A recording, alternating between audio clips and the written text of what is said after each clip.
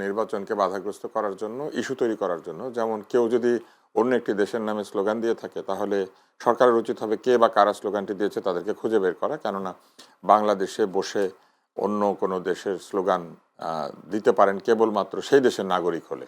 আমাদের কোনো নাগরিক যদি দিয়ে থাকেন, তবে তাকে গ্রেপ্তার করা উচিত এবং তাকে আইনের মুখোমুখি করা উচিত। কি কারণে এই সরকার সেটা পারছেন না, সেটা বরং আমাদেরকে প্রশ্ন করতে হবে। কেন এই ব্যক্তিকে এখনো চিহ্নিত করা যায় নাই, এবং কেন ওই অনুষ্ঠান যারা আয়োজন করেছিলেন তারা কেন জেলখানায় নাই, এটা জিজ্ঞেস করা উচিত। কেননা সংবিধান নিয়ে আলোচনা করতে গিয়ে আমরা মানুষজনকে জেলখানায় ঢুকতে দেখেছি। আমরা দেখেছি যে সম্পূর্ণ শান্তিপূর্ণ আলোচনায় মব ঢুকে গিয়ে মবের প্রেসারে মানুষকে বন্দী করা হয়েছে এবং তাদের বিরুদ্ধে সন্ত্রাস বিরোধী আইনে মামলা করা হয়েছে। তো যদি এইটা সরকার করতে পারেন, তাহলে যারা পাকিস্তান জিন্দাবাদ ধ্বনি দিয়েছে তাদেরকে কেন আটকাতে পারবেন না? এটা বোধ বুদ্ধিতে কুলায় না। আর আরেকটি প্রশ্ন আপনি করেছেন, সেটি হচ্ছে যে রিট হয়েছে। রিট যিনি করেছেন তিনি বা তারা কেন এটা করছেন, এটা পরিষ্কার বোঝা যাচ্ছে তারা নির্বাচনকে পেছাতে চাইছেন কোনো অসৎ উদ্দেশ্যে।